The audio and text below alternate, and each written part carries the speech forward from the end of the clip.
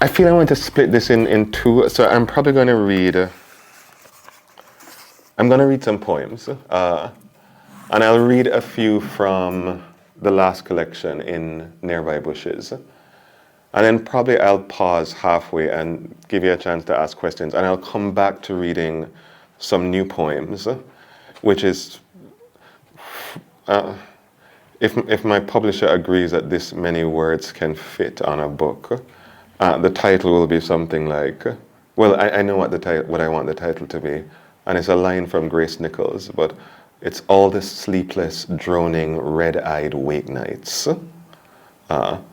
And so, I mean, both of them are dark, but I hope the darkness of these poems that I'm writing now, I hope it's funnier and lighter, and it's just enjoy being with the dead now and then. And they're kind of cool.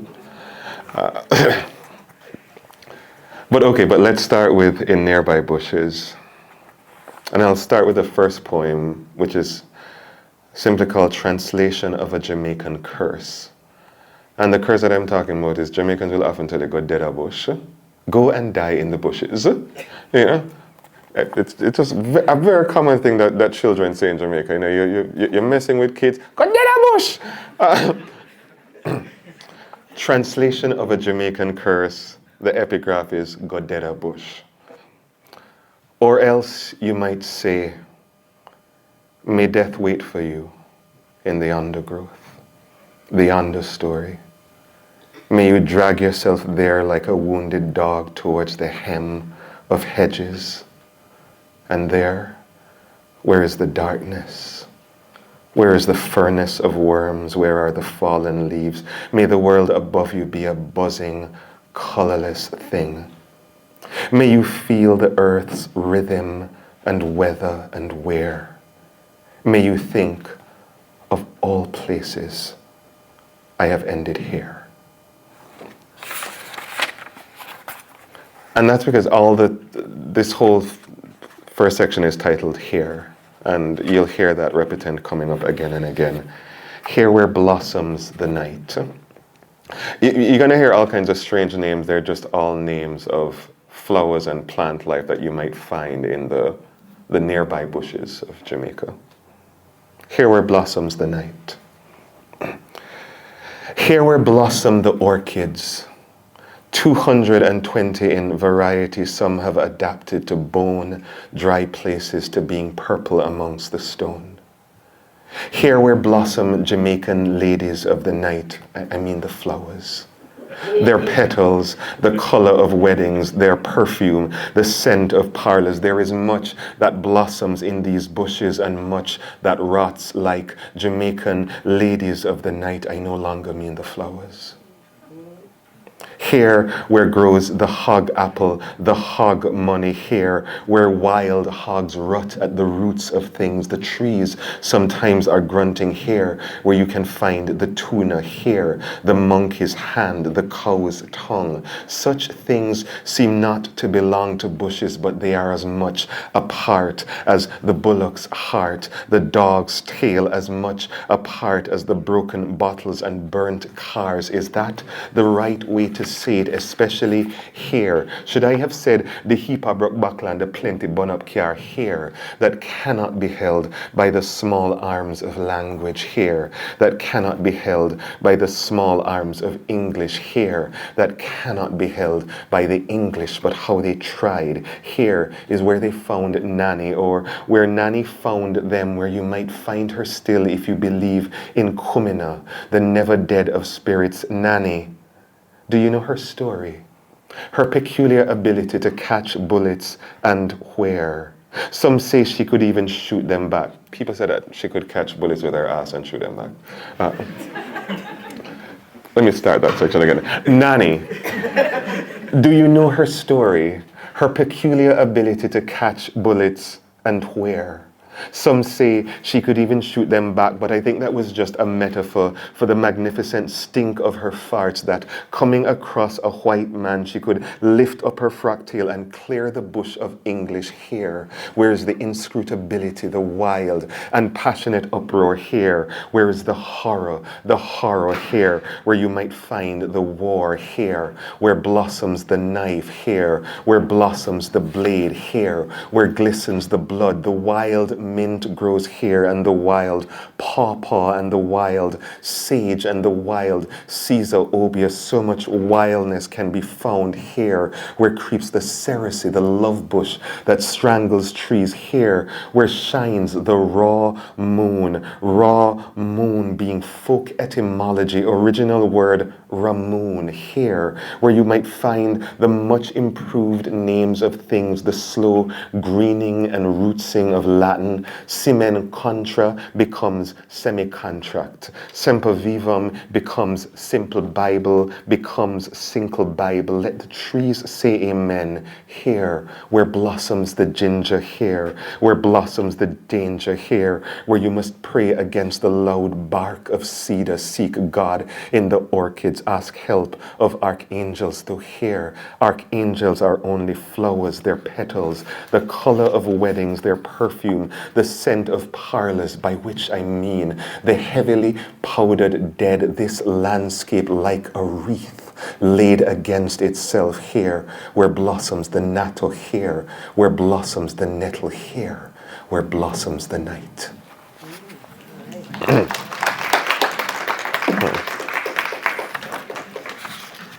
Thank you. You don't have to clap in between, but it feels good, so thank you.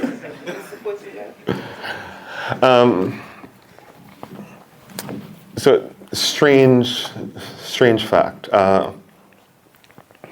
In the year 1987, I think. Yeah, it would have been 1987. All right, this must make sense to so many of you. Jamaica has a kind of weird anxiety. Like many small post-colonial countries, it always want to prove that we're toe-to-toe with the best of the world. We want to have all the fandangles that people in quote-unquote rich countries have. And they're obsessed with that. So I figure that in 1987, some person who just had more money than sense decided that it'd be a cool idea to bring down to Jamaica 6 reindeer for a Christmas show. And so they brought down these 6 reindeer for the Christmas show. And then after Christmas was done, they didn't know what to do with the reindeer. So they carted them off to Portland, to a place called Somerset Falls. And there, they were there for some kind of petting zoo thing. But 1988 comes, and with 1988 comes Hurricane Gilbert. Hurricane Gilbert smashes through Somerset Falls, releasing the reindeer into the wild. The reindeer magically take the same path that the kind of Maroons took from before. And, they did exactly what Maroons did. They, having been freed from enslavement, they find community in the hills of Jamaica and then breed. Anyway, it is guesstimated that the population of reindeer in the hills of Portland is now somewhere north of the figure 6,000. Here we run the wild deer. Here we run the wild deer, the Caribbean caribou. Does this surprise you?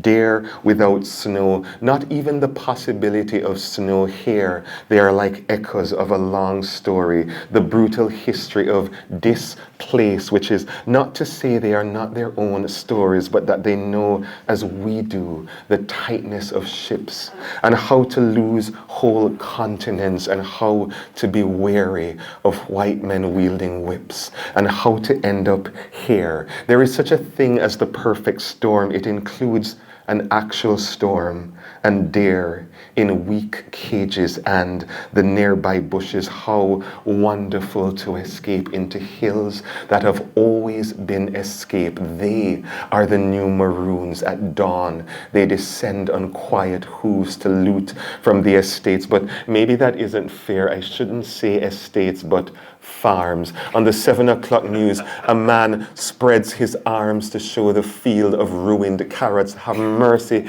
them ever God Almighty thing. And then he faces camera, but is looking somewhere beyond the absent harvest, his mind lighting on memory. But Jesus Christ, he breathed. Them so pretty, his face now a curious thing, as if ashamed or puzzled he should recognize such beauty, the nobility of their being, or accepting too late this may have been their payment, the price of carrots to be seen. It is easier to hear the dare whose sounds are like doors on old hinges at nights. Listen, the landscape is creaking as if these bushes open themselves to drunk men just now stumbling home here, where the wild dare roam here, where dried branches may not be dried branches, but the majesty of antlers here, where white flowers may not be white flowers, but the blossoming of their tails, the strange warning of dare we do not see well, but we sense you are here with us. In this strange, strange land, will you come now to the river? Will you teach us King Alpha's song and how to survive Babylon, how to belong where we do not belong?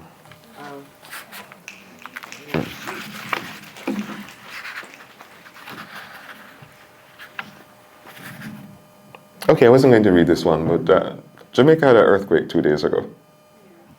Oh, and it's a weird thing. Jamaica experiences on average 3 earthquakes a month. They are almost never felt, but it is a very, very active hurricane zone. But the vast majority of earthquakes are not felt, but we do experience at least 3 per month. Hush. Here that cradles the earthquake, they pass through the valleys in waves, a thing like grief or groaning that can't be uttered.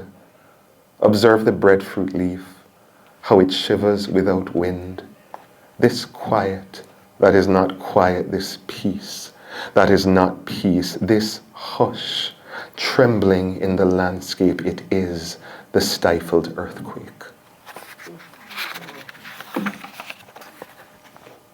All right, I'll read 2 more from this collection and then, open it up to you. Here, where is the cure? I'll tell you a little bit about this. In thinking about the nearby bushes, so the collection is called that because the nearby bushes is a phrase that you often hear. I mean, every time on every Jamaican news report has something about the nearby bushes.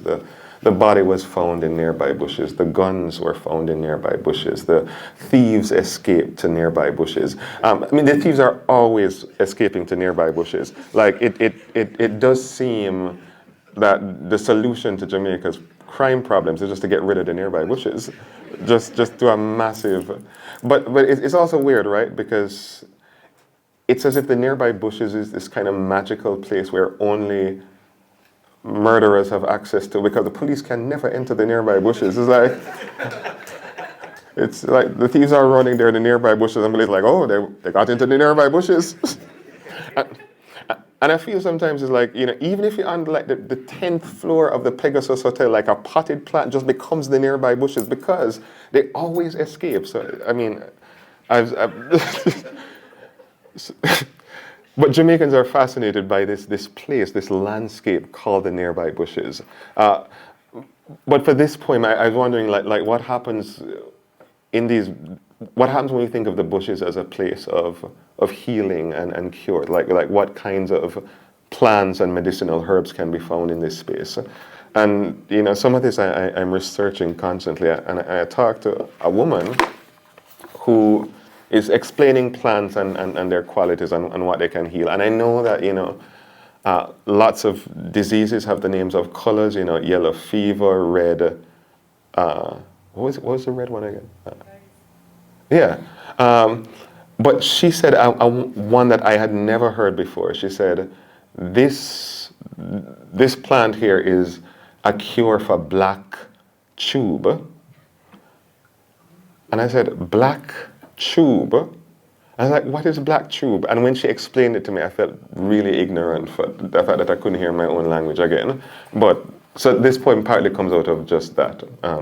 Here, where is the cure? Here, where is the cure for black tube? And you had to ask, please, Miss Beatrice, what is black tube? And though her words were patient, her eyes said something different. Is born you born stupid, or is university turn you fool? Black tube, she explains, is when woman can't get pregnant. Here, you must make adjustment for the greener sound of things. Blocked tubes, black tube, same thing. Here, this, sorry. Here, the strangest cure for stuttering, it goes like this. Collect rain water in a calabash, beat it with a wooden pestle. Though some splashing is inevitable, be careful not to lose much water. Now, drink 1 teaspoon each morning, and soon you will find the balance of your tongue, your speech, as smooth as song. Here, where's the cure for belly hat? And you didn't even have to ask, please, Miss Beatrice, what is belly hat? You have made adjustment for the greener sound of things, not belly ache, not belly hurt, but belly hat. Now boil donkey weed with colic mint in a clean pot, sweeten if you must with honey.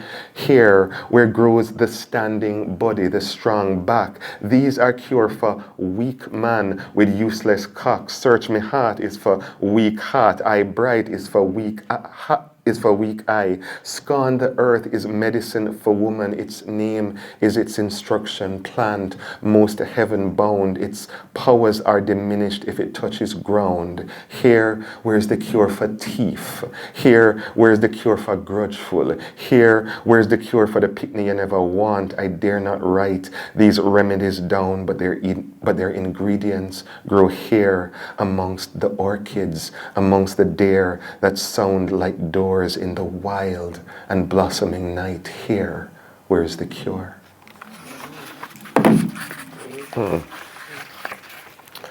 All right, and I am going to read a strange one that falls outside of that sequence, and I'll tell you again a little bit about how the poem came about.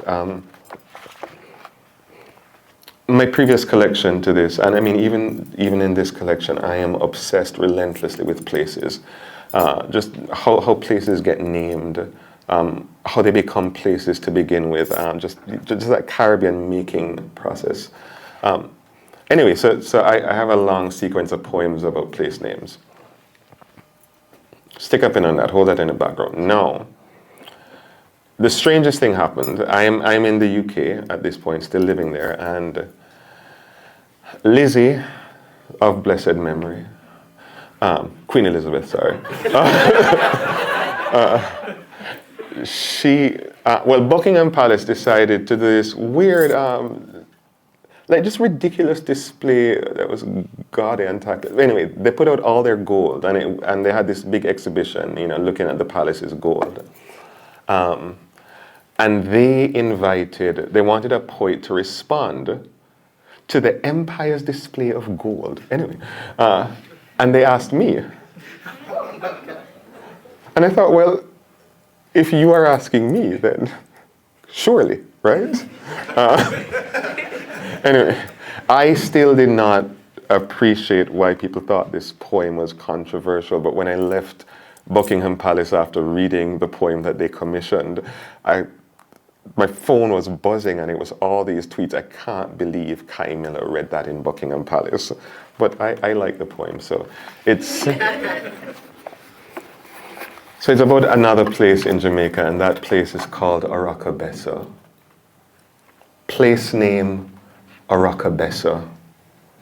Origins disputed, but most likely leave over from the Spanish Ora Cabeza, golden head, though what gold was here other than light glinting off the bay, other than bananas bursting out from red flowers, though this too is disputed, not the flowers, but the origin of bananas. They may have come here with Columbus on a ship, which in 1502 slipped into Oracabessa the way grief sometimes slips into a room.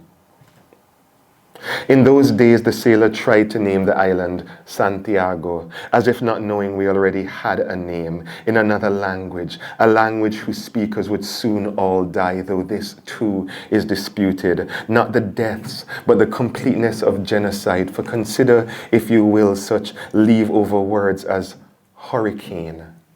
Consider barbecue. Consider Jamaica, land of wood and water, but not of gold. Could someone please go back in time and tell Columbus in Taino there is no word for gold? Christopher Columbus in Italiano, Cristoforo Colombo, in Espanol, Cristobal Colón. A teacher once told me colon is root word for colonist, and though I know that was false etymology, there is some truth to it. Aracabessa, place where you might find such tranquil villas as Golden Ridge, Golden Cloud, Golden Eye, longtime home of Ian Fleming, who sat there on Cliff's Edge, the morning's breakfast brought to him by a woman named Doris, the scent of ackee and crisp fried breadfruit wafting up to his nostrils, while between his teeth he bit a number 2 pencil, all the time looking out to sea as if fishing for a story, maybe a man. An incredible man, let's call him Bond. James Bond, who knew 007 wasn't actually Scottish but a barefoot boy from St. Mary, Jamaica. Like so many others, he too migrated, the brutish winter cooling his complexion down to white. Such stories, Goldfinger, Golden Eye, the man with a golden gun. Did you never stop to wonder where all this gold came from? Did you never stop to ask what was found in El Dorado? Well, let me tell you, not a nugget, not an ounce of ore, but light, gilding the bay, and perhaps bananas, and perhaps ackee, and such language as could summon wind to capsize Columbus's ships. And if that's not gold, then what is?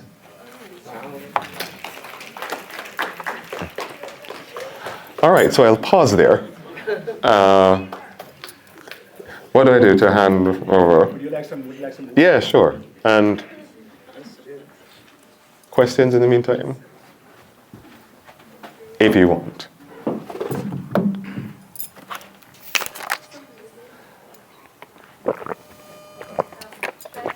Yeah, sure. This is my Howard intro. Hi, I'm Camila Armas. I'm a freshman political science major from Raleigh, North Carolina. This is my professor right here, Dr. Lawson. Professor Lawson. And I just have a question about where you get your inspiration for all of your poems and stories from. Being away from Jamaica for so long, I know it can sometimes be hard to go back and get those memories back. Do you visit to get your inspiration, or do you just take what you know from your memories? Yeah, I got a weird question like that. I mean, it's not a weird question at all, but I realize that that how I process that is weird. It's because in Miami, someone asked, just about diasporic writers. And I was halfway through answering before I realized she was talking about me. I've just never considered myself a diasporic writer. I don't know why. Jamaica and the Caribbean as a whole is not a thing of memory for me. I feel very actively involved. I am in Trinidad at least 3 times a year. I am in Jamaica. Well, I can't be in Trinidad more than Jamaica, so I have to be in Jamaica at least 3 times, sometimes 4, to just claim that I haven't absconded. And then I'll probably be visiting other Caribbean islands in between. I feel the Caribbean is still home and my community, and I work elsewhere, but where I am. But also it's just who I'm speaking with. It's like Toni Morrison had that thing about, where the gaze was concentrated. I am fundamentally talking back to the Caribbean, and that conversation has to involve Caribbean people. So that's a weird answer, but it's that it recently occurred to me. And it's, I wonder what happens in the States But certainly my whole entire time in the UK, I never thought of myself as living away from the Caribbean. I think probably recently because I knew I was moving from Europe back to this side of the world. And it could have been to the Caribbean. I mean, it's Miami, so it's still kind of the Caribbean, right? Uh, but just that sudden realization that I didn't choose to go back home, I suddenly thought, oh my God, I'm in diaspora. But that's a very recent idea in my own head. Yeah. I'm probably fooling myself, but that's how I think it. Yeah. Yeah.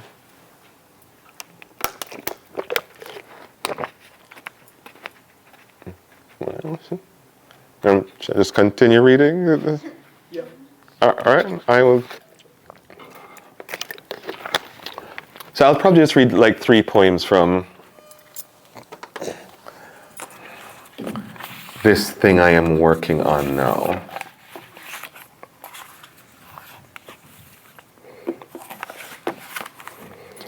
And yeah, they all involve the dead in some way. Let's get this ready.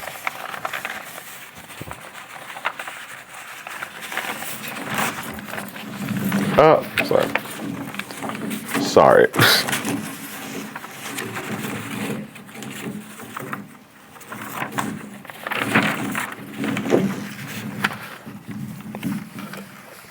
All right, the dead.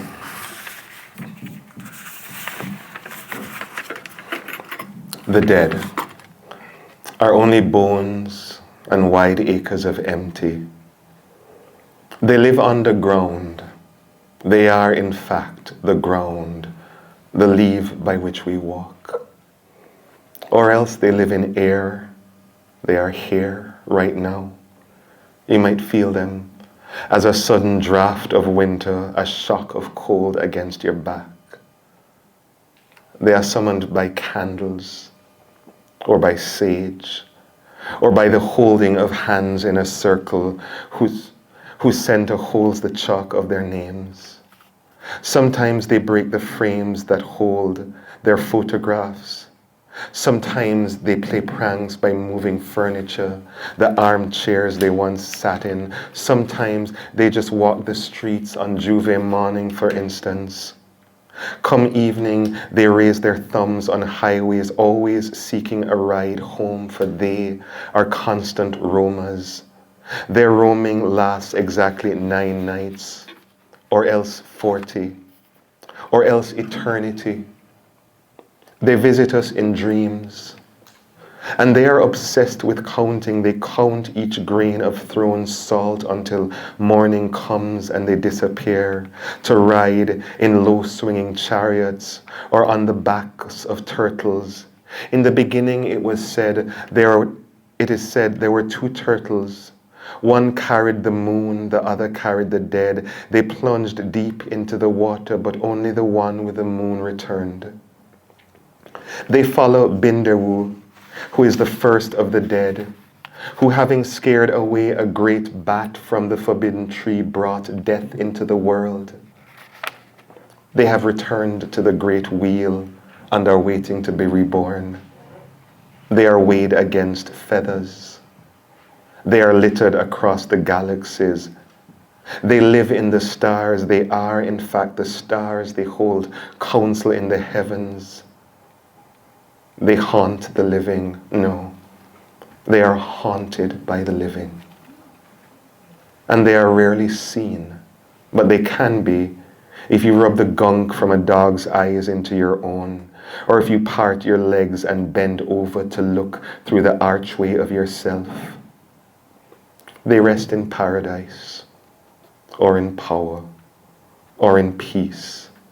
Light perpetual shines on them. They are our most certain future, and they are always remembered, and they are always forgotten, eventually.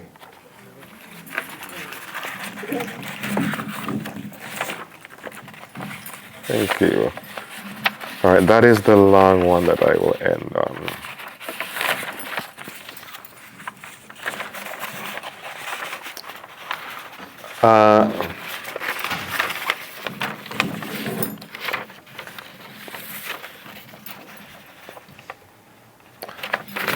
Sorry, I'm losing a page here. Yeah, here we go. A mathematical problem I have been unable to solve. This is always a difficult poem for me. But anyway. A mathematical problem I have been unable to solve. In Heroes Park, Jamaica, there is a grave. And in that grave there are 26 coffins. And those 26 coffins share the remains of 145 women. Let's go back. There was a fire. A sudden leap of orange against the 1 a.m. sky. And then sirens and then shouts, filling the warm Kingston night, a warning of everything that was to come and is yet to come. I was barely 2. But I remember my mother crying the next night over the news report, let's go back. There was a great rumbling, like the sound of flies swarming, and an election hovering over the harsh horizon, lining us up in the sight of its guns. Then death began to accumulate around us in ways we did not know possible. I was born into this. This turfing, this parade of blood, this extraordinary violence, and this impossibility to believe in nation the way my father did. We were so weary from tending the dead that the 1 a.m. sound of fire, trucks, and old women burning was just the sound of everything we could no longer bear to hear. What remains after fire? What speck of ash is body, and what is board, and what is bed, and what is Bible? For Agatha Jones, victim number 83, indigent though she was, routinely read verses before sleep. Agatha, who never acquired the skill of quiet reading, too many noises in her blood, muttered useless promises to herself each eventide. When you pass through the waters, I will be with you. And through the rivers, they shall not overwhelm you. When you walk through fire, you shall not be burnt. Do not say dental records. What records? Do not say DNA. It was 1980 and Jamaica. No way to distinguish body from bed, Bible from board, Agatha from Doris, from Norma. 145, all women, all old, all black, as if they could not be seen except by fire, as if they could not be heard except by sirens, as if they could not be counted except by coffins that did not even equal the sum of their bodies, let alone the sum of their lives.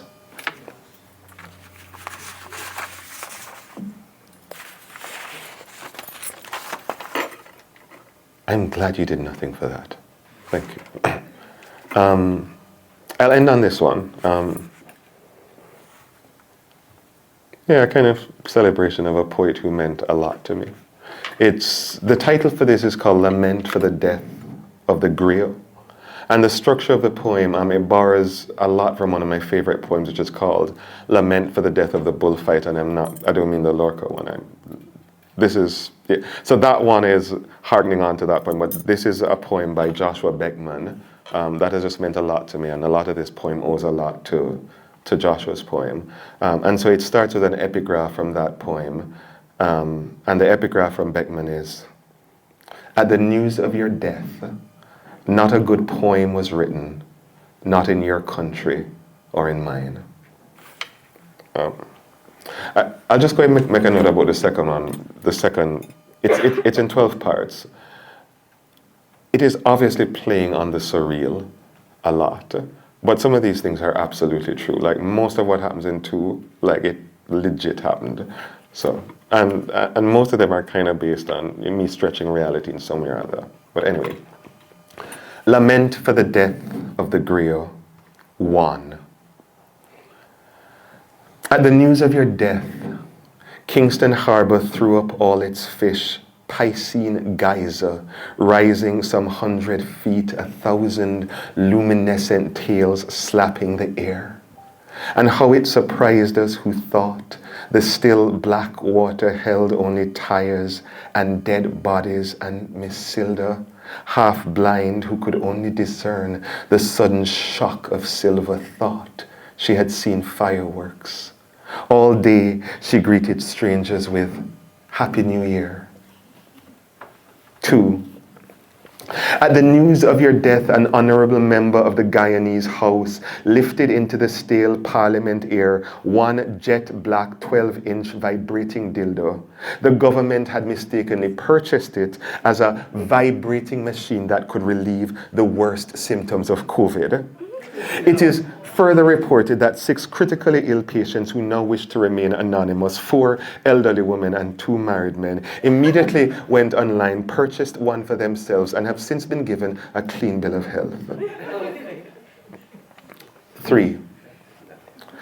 At the news of your death, people took to social media and posted pictures of the last time they had seen you, but it was the same picture photoshopped. There you are in a silver tam at the door of no return, and there in a silver tam greeting Barack Obama, and there in a silver tam at the historic studio recording of We Are the World, and there in a silver tam standing over the body of Eric Garner. 4.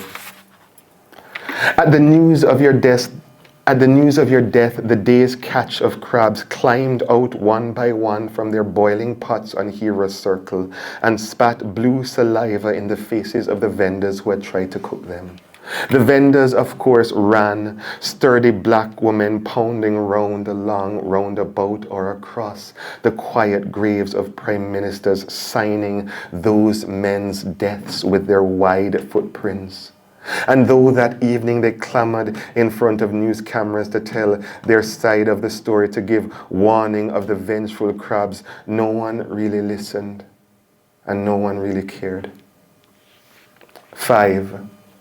At the news of your death, parsons could only say "ras hole" when they really meant amen, which caused pandemonium across the churches, deacons reaching up to tackle parsons down from their pulpits, mothers slapping fat palms over the children's ears. But it was too late. The little wretches had already heard. Now schools have had to suspend the Lord's Prayer in morning devotion because the children insist on "Yours is the kingdom, the power and the glory forever and ever, ras hole." 6. At the news of your death, announced on 97.5 FM, a distracted chauffeur took a turn so sharp the back of his hearse flew open, delivering onto Highway 4B one mahogany coffin and its singular content. And despite the clear thud of wood hitting asphalt, the chauffeur, still distracted, continued on to church. The ensuing argument between mourners and drivers was only quelled when the body, having had to walk the balance of road, limped into the churchyard, annoyed. And then everyone was too busy fainting to hear the cadaver say, all right, I'm here, let's get on with it." 7. At the news of your death, the boy from Barrington, Watson's mother and child, stood up from his long constipation and declared, "I'm tired of this shit." And with that, he exited the canvas. Eyewitness reports have placed him on Duke Street, shoving his chamber pot into open car windows, begging confused drivers for a farthing or a shilling. The National Gallery refuses to comment. 8. At the news of your death, every old man in every rum bar across these islands became sober. And no matter how many glasses or bottles they downed after, they could not regain their forgetfulness. At last, they marched home, this strange army of slumped back men walking in disappointingly straight lines back to their wives, or to their joblessness, or to their own broken faces framed in dim bathroom mirrors, back to all that could no longer be forgotten. 9. At the news of your death, which was a Tuesday, everyone said it felt like Sunday. And then Sunday felt like Friday, and Friday felt like the beginning of the week. People showed up to gym in their church clothes, to fetes in their pajamas, but no one said anything, no one commented. This is what grief looks like. 10. At the news of your lynching, which was before your death and which you had recorded dutifully for some 20-odd years, we grew impatient and kissed our teeth. Like men adjusting their paisley ties, we adjusted the nooses round our own necks, giving ourselves just enough breath to say, all right, man, all right, just get on with it. 11. At the news of your death, not a good poem was written, not in your island or in mine. We just sat at our dumb computers, bashing out from our keyboards disjointed and incoherent syllables, not nation language, not dialectics, not sycorax, just signifiers that could no longer signify. And then we printed them, and then we crushed them, and then we tossed them from open windows, shouting to the streets below, it is not enough. 12. Kamau, at the news of your death, all my books flung themselves from their shelves and landed on the floor weeping, even my copy of Omarus. Some books confessed they loved you, others said they didn't realize how much they loved you, and still others said they had never heard of you, which made the missing in their hearts all the more surprising. And all I could do was sit with them. Sit with the rustling sound of books in morning Kamau. It is 3 years now, and the books have only just begun to climb back up to their shelves. Thank you.